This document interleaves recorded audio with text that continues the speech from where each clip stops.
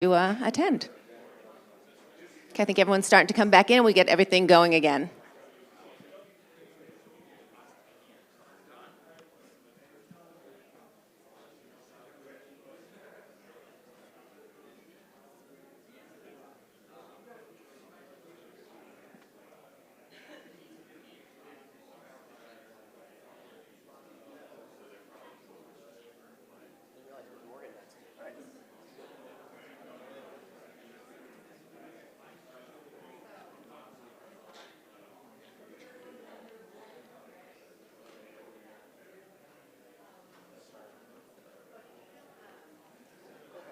Go ahead.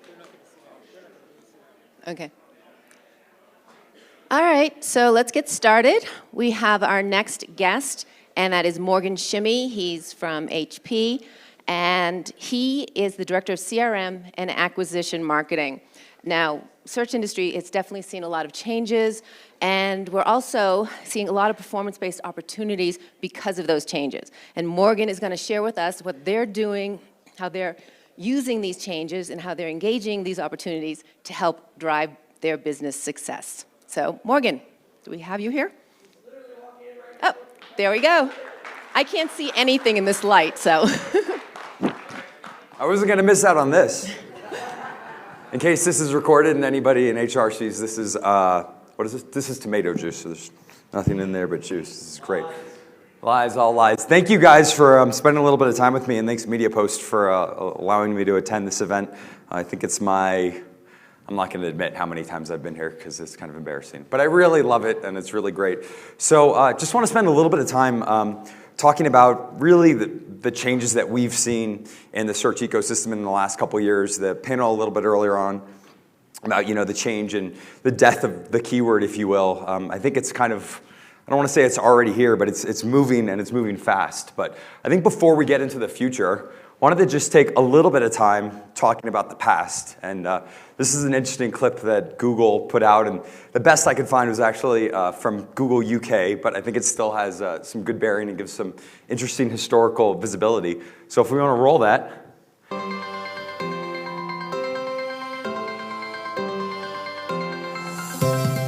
So 2001 AdWords, 2005 GA, dynamic search ads, 2011. Something with British pounds, I don't know what that is.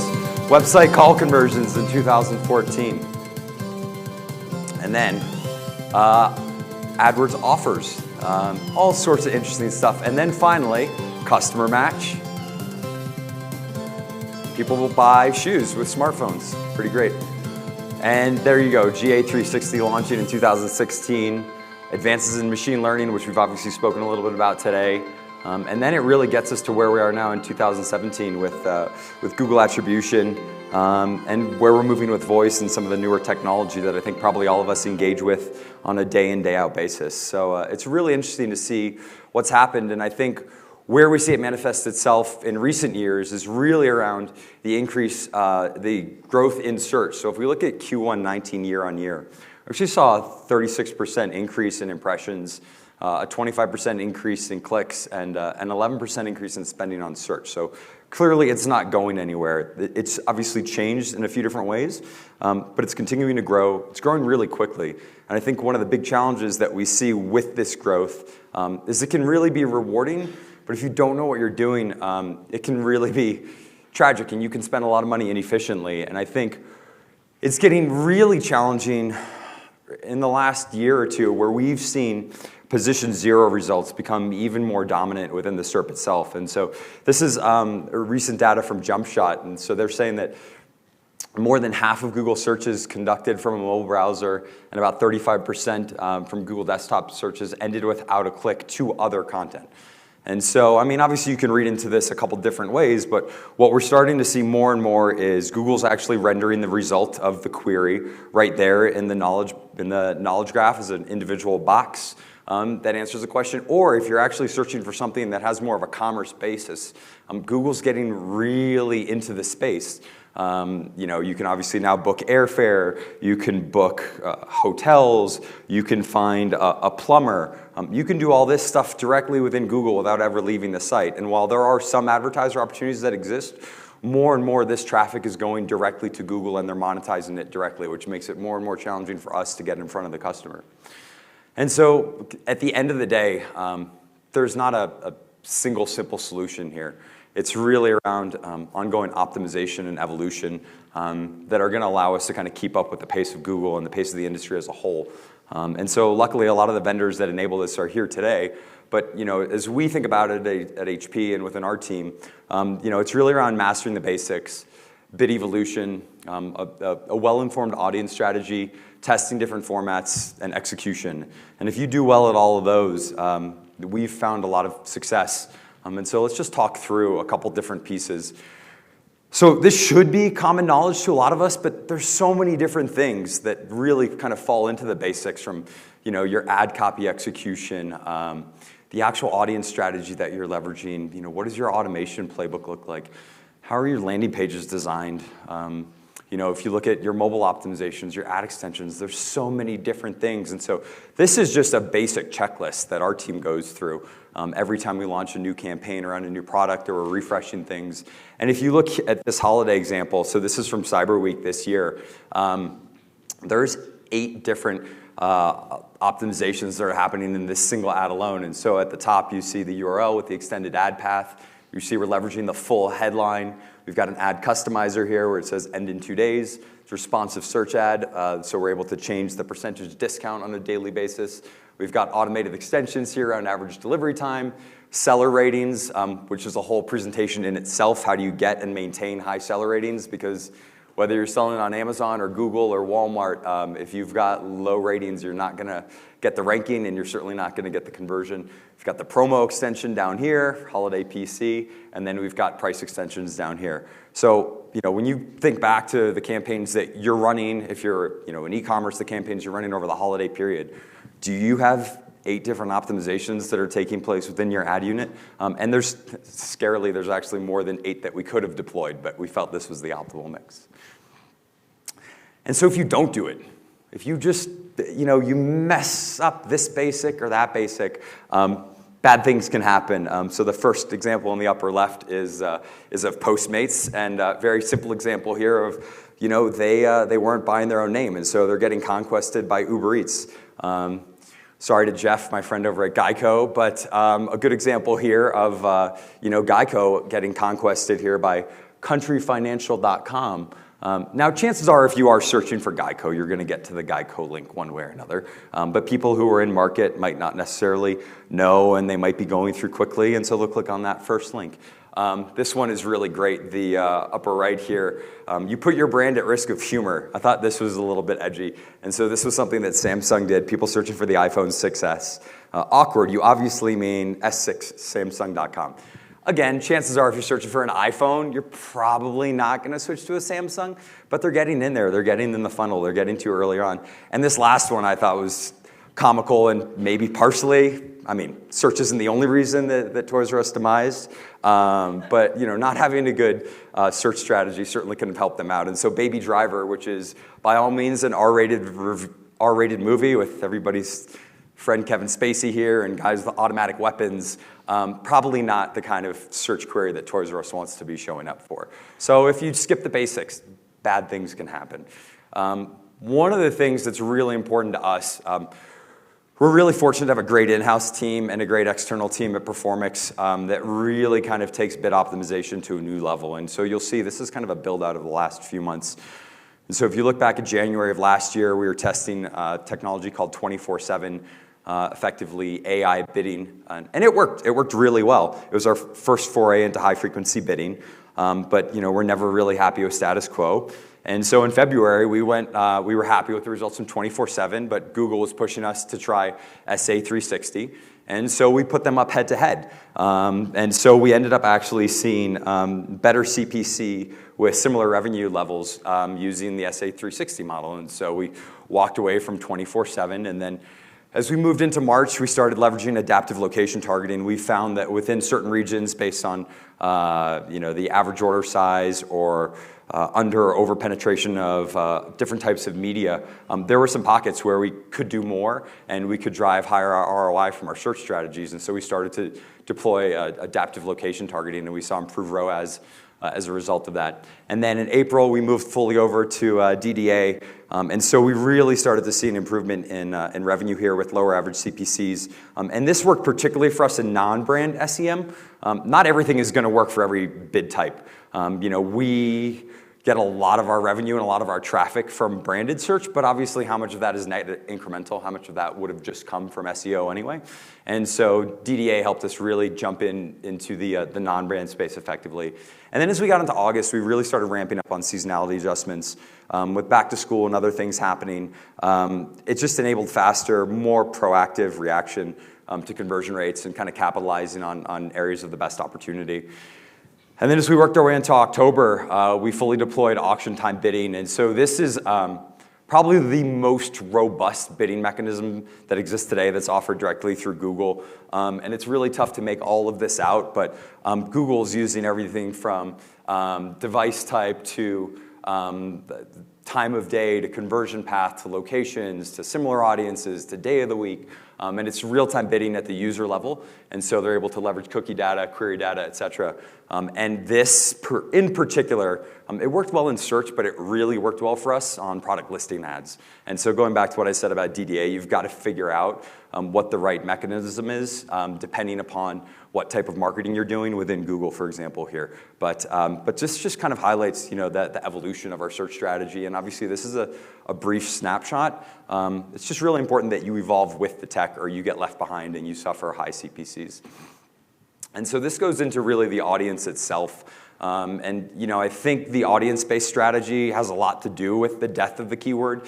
The other thing that we're seeing with an audience-based strategy is we're able to get much higher in the funnel than historically we were able to because of cost constraints. And so if you take a look, you're able to leverage interest-based audiences, so affinity audiences that are available, in-market audiences available, so third-party data. And then you can use effectively discovery ads. So you don't even necessarily need a keyword here. These discovery ads serve themselves in a variety of different Google apps and interactions. And then as we work our way a little bit lower down, we use similar lists. And we'll start to leverage lists that are similar to all converters, lists that are similar to all visitors. And that's when we'll start to do a little bit more generic ads. And then as we get all the way down to the kind of the bottom of the funnel, if you will, we get pretty heavy in remarketing. And so we're using our first-party data, so site visitors, CRM lists, cart abandoners. And at that point, we'll go ahead and we'll start to use a variety of different dynamic ad copy formats through Google. But the audience component is really vital now as it pertains to targeting and effective execution.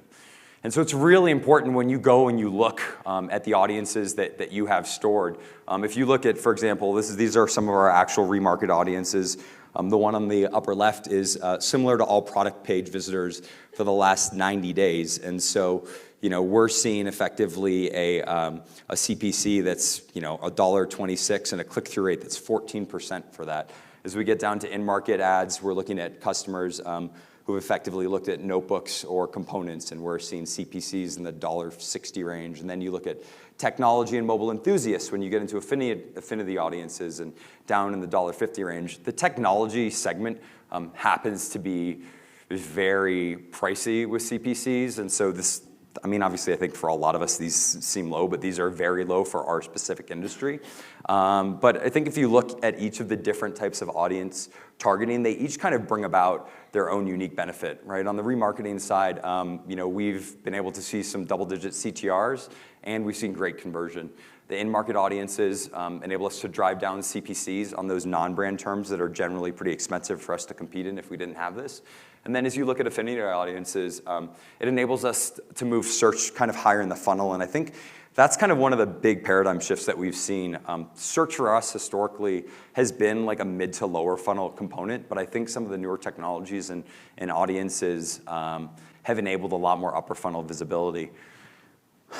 The other area where we spend a ton of time, and we're getting to a point where machine learning and AI do a lot of this work, but we still actually have to create the images to start with. And so, this is actual data these are just 4 different images that we rotated into this discovery ad. And so I think if you look at it, you see this first ad, just the laptop with the backdrop, decent on CTR, but our top converter and our highest ROAS. And then this lifestyle image, you see it's actually our lowest CTR holistically, and our, among our lower conversion and our lower ROAS.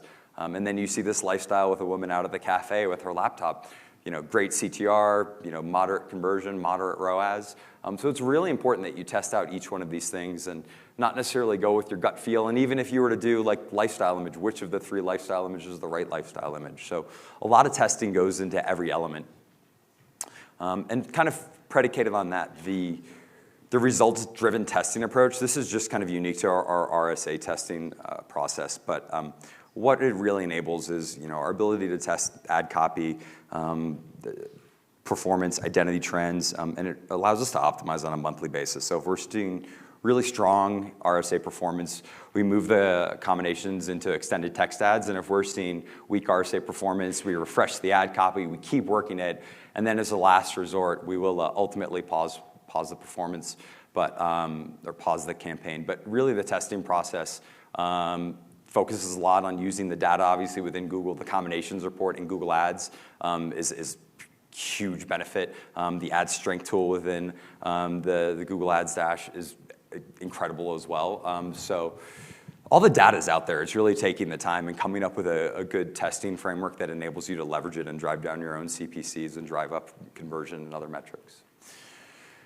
And so I think I mentioned before, this shift that we've started to see, I'd say in the last year and a half, the push around audience leveraging, the push around informed visualizations, and obviously Google figuring out new ways to monetize their inventory. It's really interesting. So these are all kind of ads that we've started to roll out in the last year. And so you see, in the upper left, discovery ads showing up in Gmail, in-app discovery ads down here on the lower left. Got discovery ads in YouTube on the upper right and on the lower right.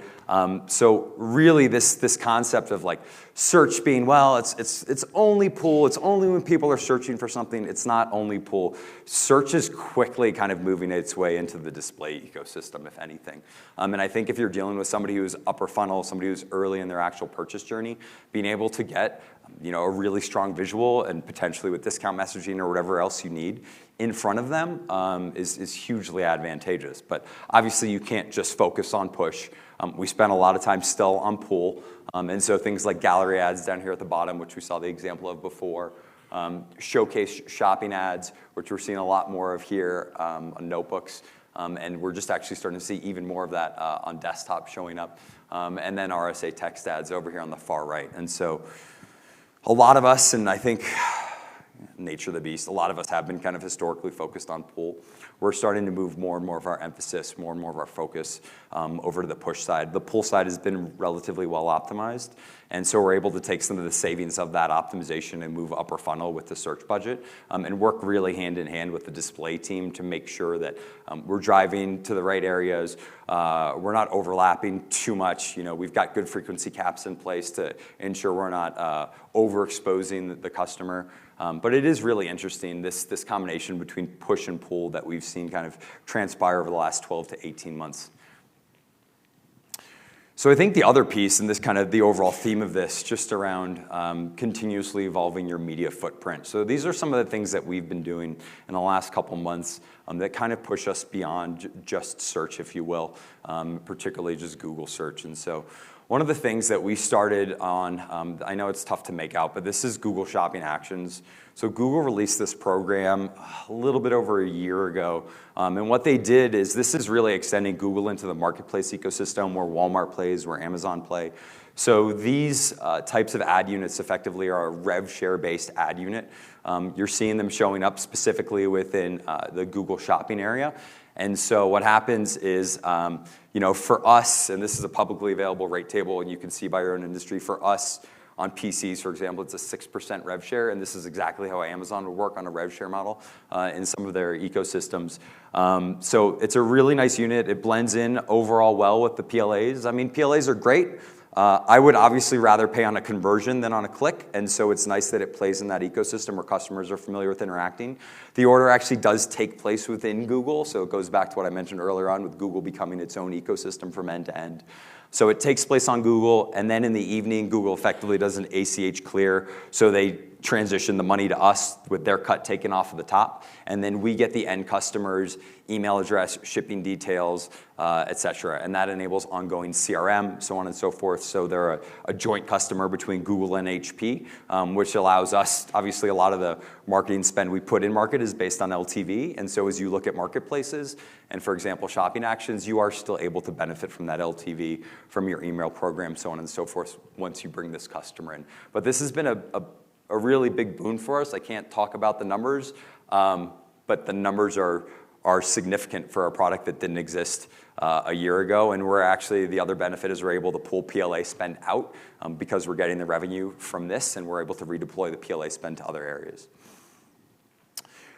So the other thing that I want to call out is, we've had a lot of success expanding into secondary networks. So Chris and his team are here from Ad Marketplace, Todd from Ad.net, Leo and his team here from Perform, Andrew from Outbrain, Jeeves from Jeeves?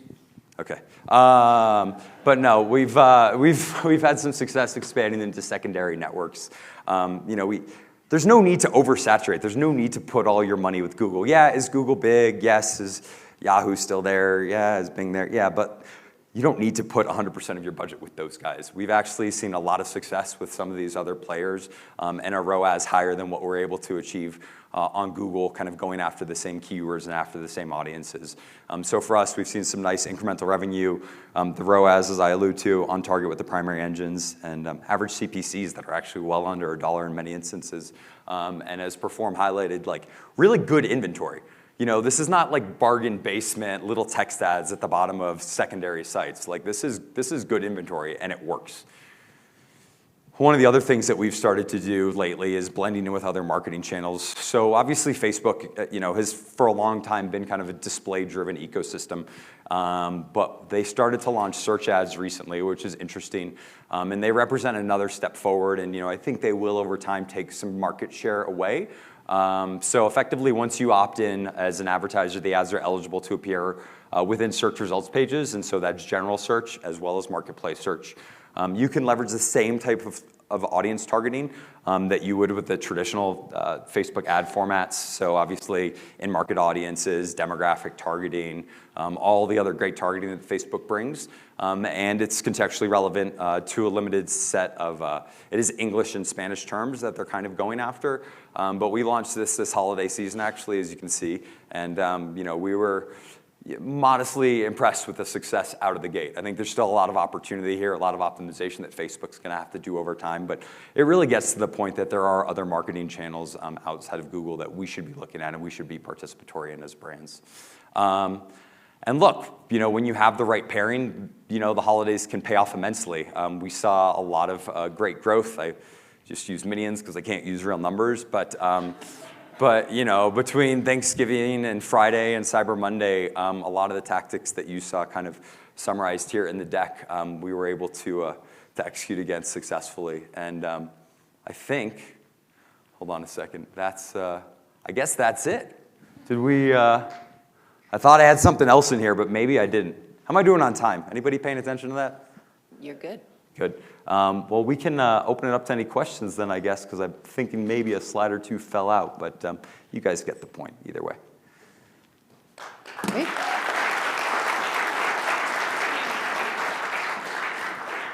Hey, You have a question in the back? Yeah, hey, Maureen, thanks. Jeff from Ad Marketplace, thank you for the shout out. As HP is both a manufacturer and a seller, how do you balance and either partner with or compete against the other retailers, whether it's Amazon or Best Buy or Staples or the other litany of retailers that sell your products? We tend to stay generally within our own swim lane with a lot of them. It kind of varies by ecosystem. So, for example, in Amazon, Amazon will only allow you to be a first-party or a third-party marketplace. And so in certain situations, it works itself out just by the nature of the ecosystem. When we look at some of our relationships with other partners, HP does provide co-marketing dollars. And so in exchange for purchasing an HP product and selling it on your website, we're going to give you money. And so if it's a brick and mortar, we're buying end caps.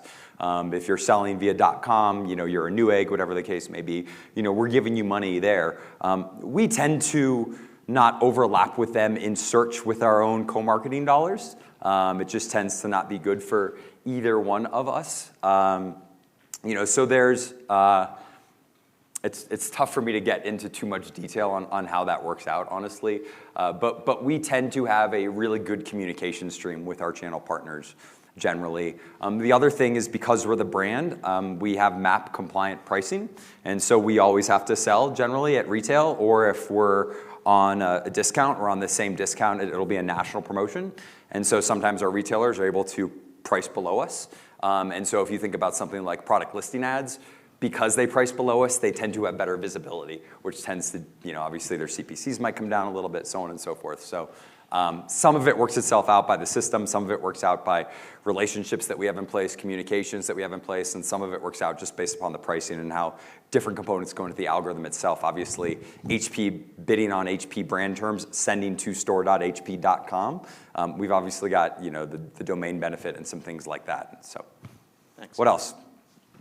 Anyone else? Any questions? Only one? Hey, Jeff, I can always count on you.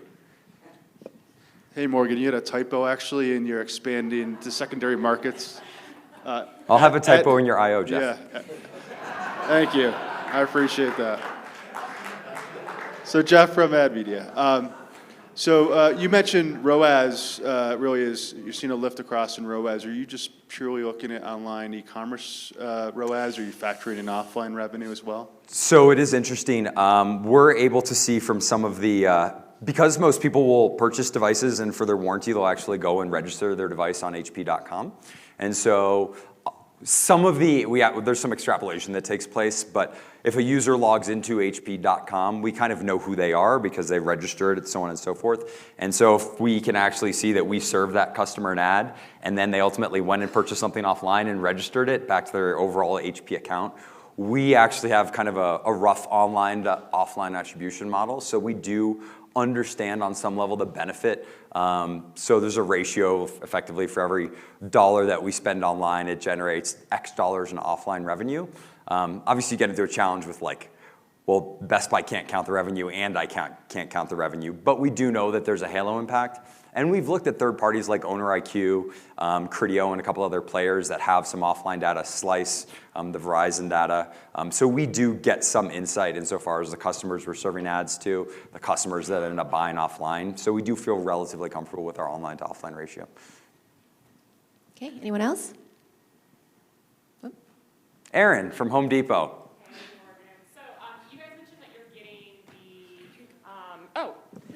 Aaron from Home Depot. So you mentioned that you're getting the actual user email and information from the Google RevShare models that you guys are doing, right, when they purchase through the Google Shopping.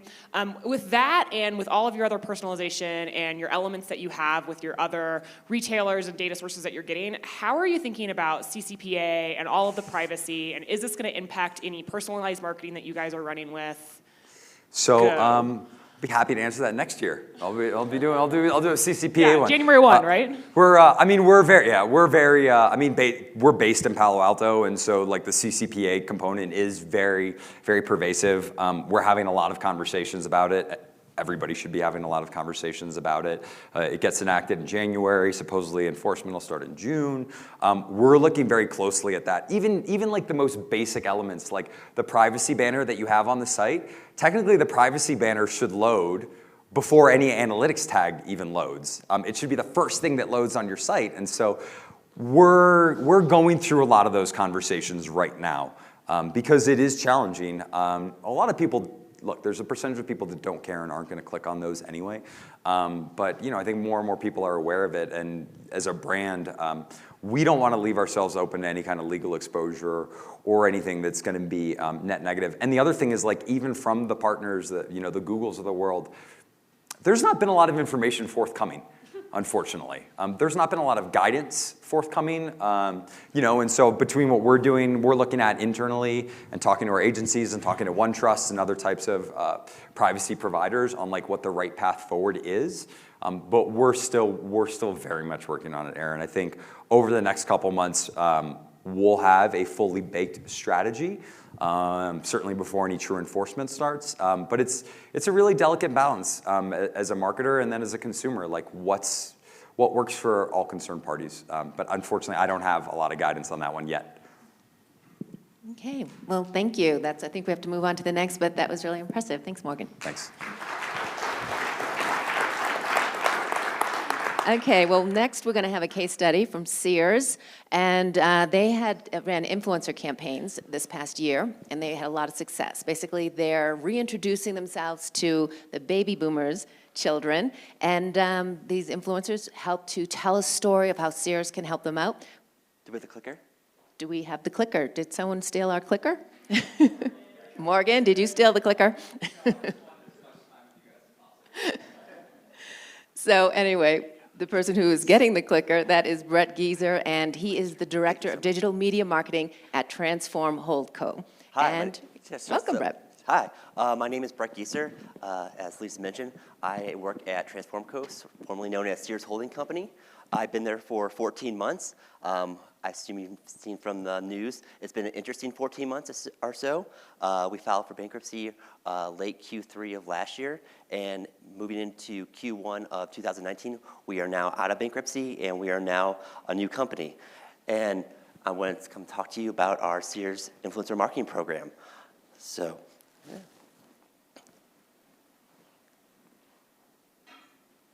All right, great. So I just want to do a short background. We started with developing an influencer marketing program back in February of this year. We reached out to multiple partners in the agency world in regards to reaching who has the best roster in terms of influencers. We went through multiple RFPs, understanding who would best fit the brand, and really try to fit the influencers with our new target audience.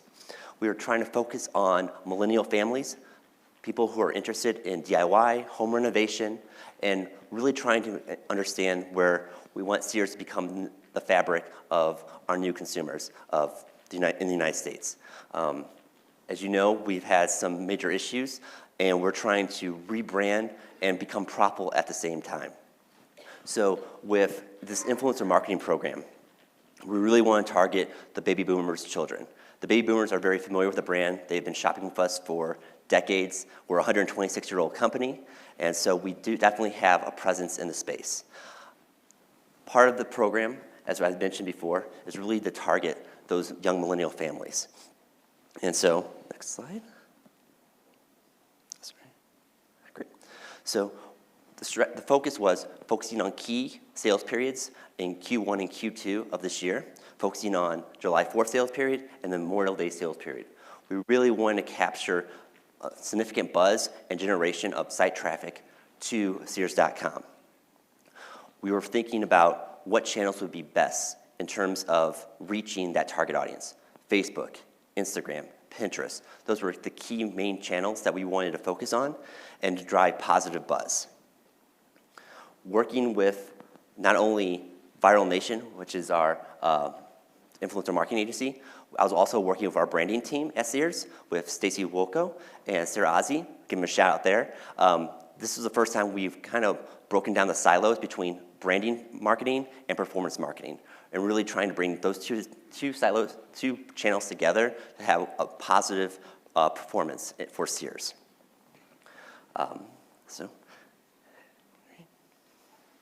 And then I just want to talk about some of the competitive landscape. Part of my job is to drive quality traffic to Sears, not only Sears.com, but to Sears brick and mortar footprints. And I got this information from Forrester, and I think this is really great, where digital is the primary store traffic, driver of store traffic. To win in retail, you must win in store, and 80% of retail sales will happen in store. And to win in store, you must win it on digital. And 6% of retail sales will be digitally influenced. And I think that's a key, those are two key performance metrics that really, I think, drives how we think about influencer marketing and just performance marketing in general. And as I mentioned, as I highlighted here before, as you're seeing that appliances, sports equipment, apparel, tools and home. These are not only influenced by store digitally, but also non-digitally as well. So it's definitely have a presence from an online, offline perspective. And that's how we measure performance at Sears. We have online revenue and offline revenue in our attribution model. And sticking to our influencer strategy, we really wanted to reach young millennial families who needed a trusted source in the market. Again, we wanted to focus on household appliances, tools, everyday home needs. We were working with Viral Nation to basically put together a brief for our influencers to understand. I didn't want to give them very strict guidelines. I want them to tell a story about how their needs of their home renovation, or how they are designing their backyard, and how can Sears play a role in that, in their decision making before going into market. We were thinking about utilizing Facebook, Instagram, as I mentioned before. Pinterest was a new channel for Viral Nation for the influencer marketers. We want to create, basically, I wouldn't say dream boards, but boards where they are inspired by the products that we are offering and how they can complete their home renovation or just their home project.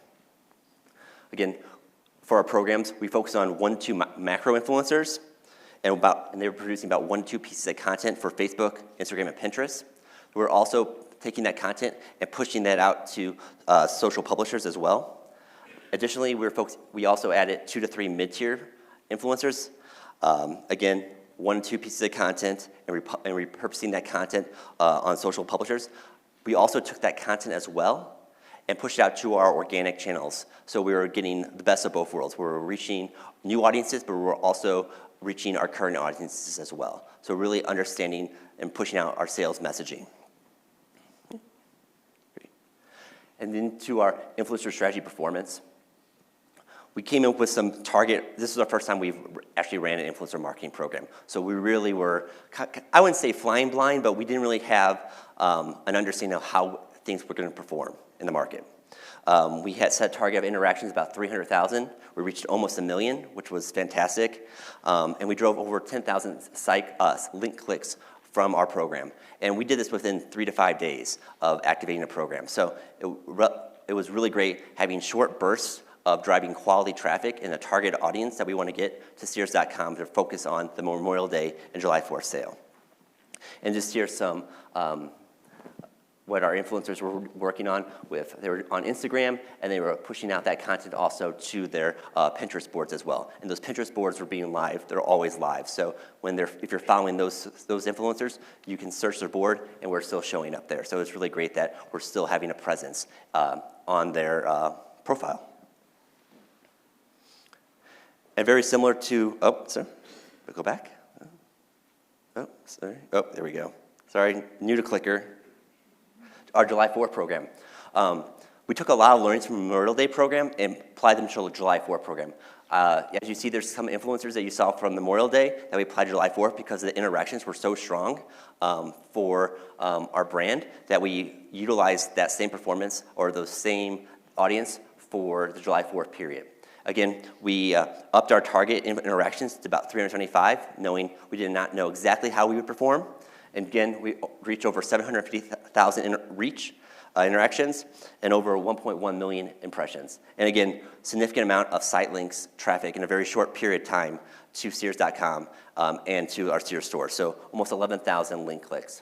Again, we kind of upped the influencers to about 4 influence social publishers. And then just some overall direct response thing, performance metrics. Again, we used about 3 to 4 influencers. Had about 20 to 23 pieces of content that we pushed out, not only on their channels, but our own organic site channels as well. And drove close to 10 to 11,000 clicks per program in about 3 to 5 days for every sales period. So I thought it was a tremendous amount of success driving high quality traffic to Sears.com. And I also want to give a shout out. This was the first time that we really worked together with our branding teams and our direct response team. So the leadership was really open to these new ideas. As we're coming out of bankruptcy, we are definitely trying to make a presence in the space and have an influence in that space. And so Peter Boutros, who's in charge as our Chief Branding Officer, and Peter Lai, who's our Chief Digital Officer, they played a pivotal role in greenlighting this project so we could actually put into market and have some type of presence and a positive presence in the space, not only in Facebook, Pinterest, and in Instagram. I'm sorry I can't share much revenue totals as I'm not allowed to share, but again, social influencers are a big part of our program moving into 2020, and we want to continue with working with Viral Nation and come up with additional ideas such as brand ambassadors, really showcasing products that we have at Sears, and actually having our influencers use those products and showcase how the ease, the quality, and the price point where Sears can be competitive with our other competitors in market. So thank you. I'm great. happy to ask any questions. Does anyone have any questions for Brett? I do, actually. You talked about, you obviously had so much success with these influencers, and you always did it on, you highlighted it, having it for some sort of holiday. Is that something that you can continue to do? Was there a reason behind that? I think we were trying to focus on the key sales periods because that's where we know we're going to see a tremendous amount of traffic, but also positive revenue and ROI. There is talk about having an evergreen program, and I think that comes into play with having brand ambassadors in market. And what about also, you also talked about the majority of your sales, getting that traffic in the majority is in store, getting those sales. Yeah. But we are seeing less traffic in stores, especially even when we look at Black Friday, even though it did well number-wise, this had less traffic in the stores. How are you, say, combating that? So Sears is kind of interesting in the market where our store presence is becoming a little bit smaller footprint in market, but we still are an online national presence. So it's very important to have a strong online digital piece where we can influence people who are in market, but also potentially not even in market, but we can get in their mindset prior to their consideration set. So I think it's important that we're active across the entire consumer journey through the upper funnel through the lower funnel and have that presence there. Okay, great. Well, again, thank you, Brett. Thank you. Makes it very attractive. But we are losing control, and that's definitely a concern. So is Denny here? Denny from Ring. Oh, here he comes. So Denny Chen, he is going to sort of walk us through sort of best practices in terms of using Google Smart Shopping. So everyone, welcome Denny. Come on up.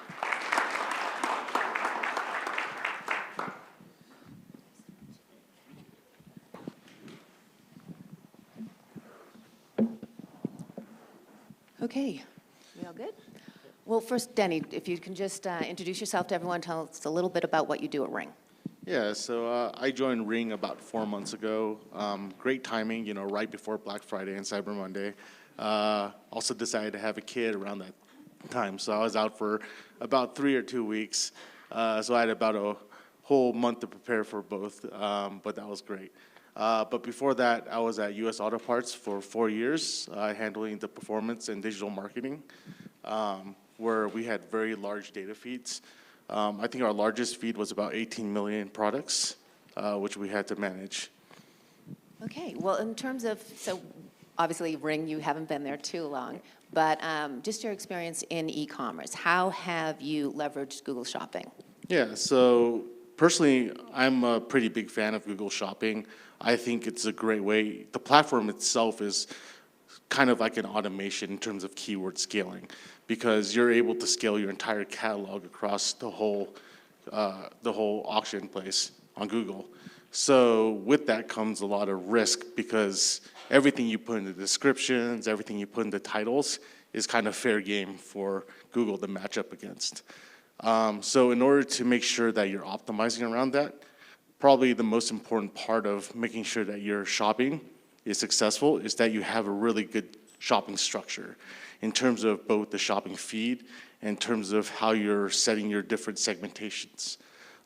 Back at US Auto Parts, we were very net profit focused. So essentially we made sure that we had all of the net profit data feeding back into the actual feed so that we were able to do our segmentations that way and make sure that we were bidding optimally against that. And in addition to that, I highly recommend using query funneling.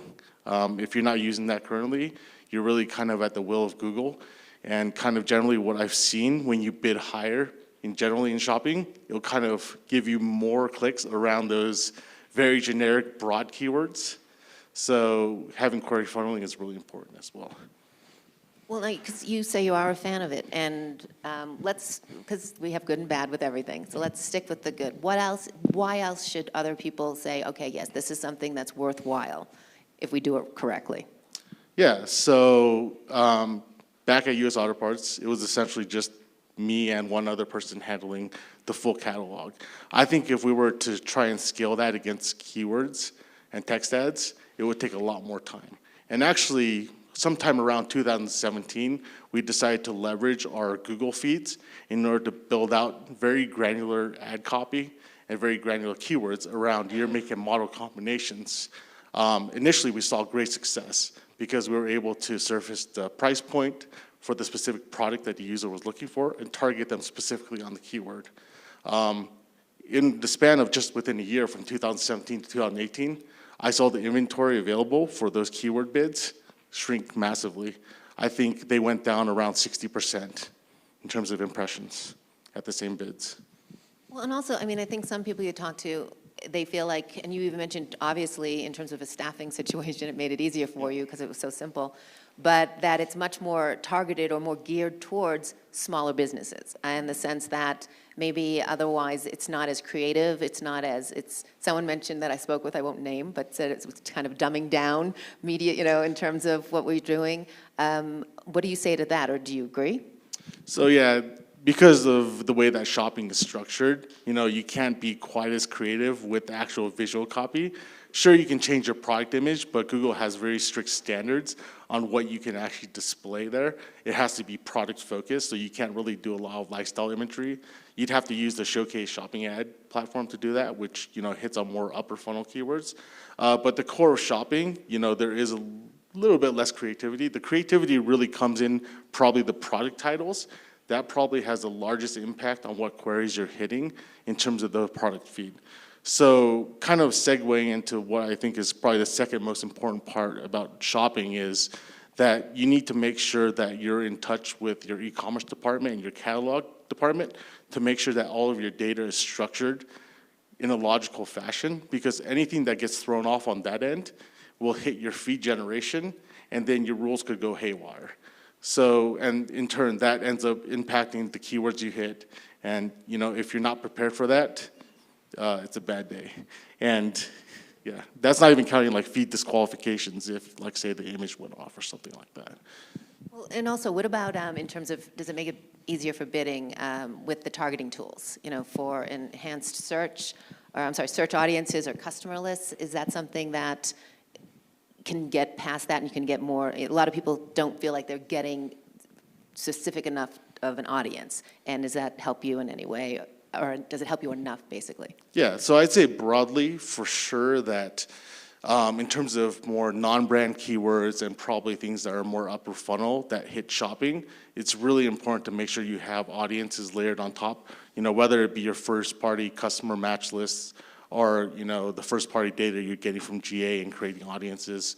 It's important to constantly reiterate on those and basically evaluate the performance. And, the performance of each individual audience on every single product segment is not going to be the same. So sometimes you have to get really granular in terms of the different bid modifiers you're doing. And in some cases where your CPCs are hitting like $30 or $20, you're gonna have to go straight to targeting. Well, you also, when we were talking earlier, you talked about how it's important to match the creative to a specific target audience.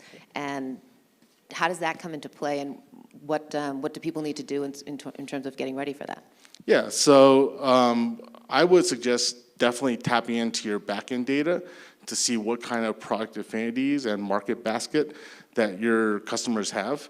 And that way you can collect specific customer audience match lists for users who've bought product A, and then you can really bid up on those users on product B to make sure that you're cross-selling and upselling to them at the right time. Because Google Shopping itself is a highly competitive field. It's only grown year over year. Every single year the CPCs go up and up.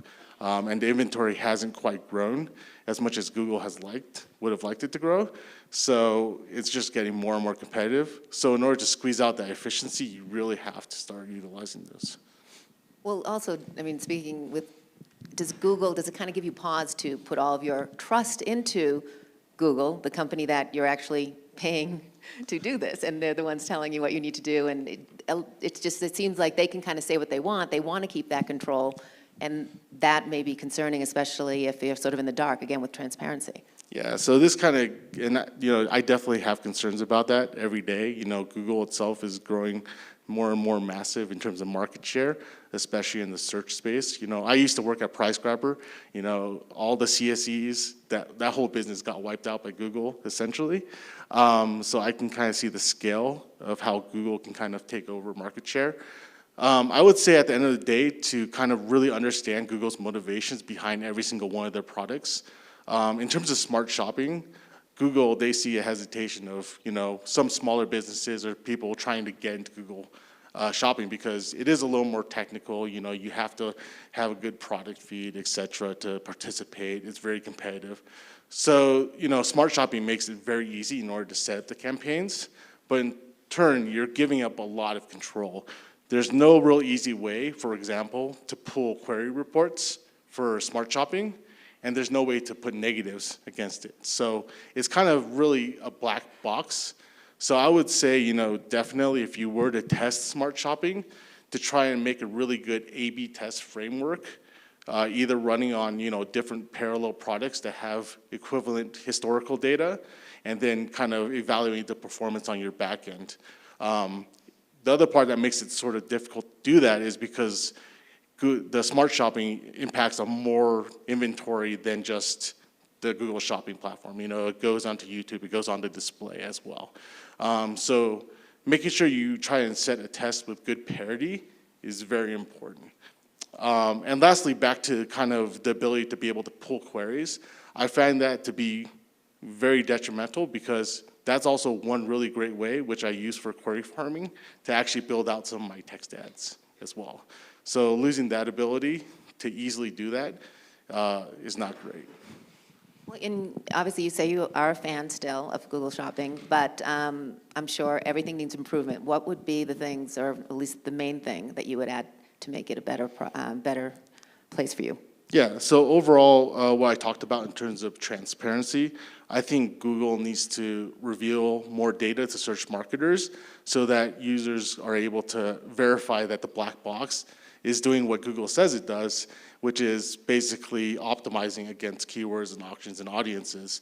For example, that's one thing and why I utilize Enhanced CPC, because with Enhanced CPC, I can actually look at the query level data, see what the CPCs are, and historically I've seen really great lifts with eCPC in conjunction with like query structuring and all the traditional kind of shopping elements.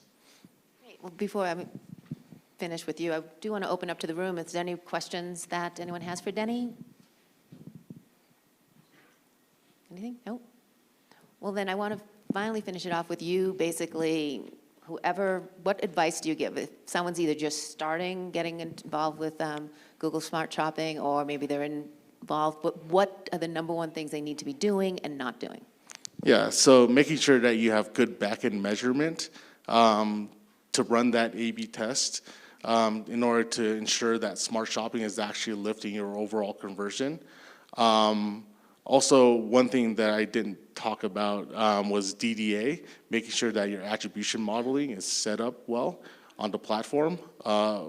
Personally, we're using currently Search Ads 360 DDA, and I've seen really good success. And what I like about that is you can map it against your search ads and also your shopping ads and kind of see the full impact around that. So you say don't completely embrace it, but it's still something important for people to be doing. Yeah, and I've talked to a bunch of agencies, and all of them kind of see the direction that Google is heading towards. So it could be inevitable in the next few years that we're all forced onto smart shopping. So it's just a matter of how we do it, how we prepare for that inevitable conclusion. Well, and now hopefully everyone's a little bit more prepared after you, Denny. So thank you. This was great. Oh, thank you.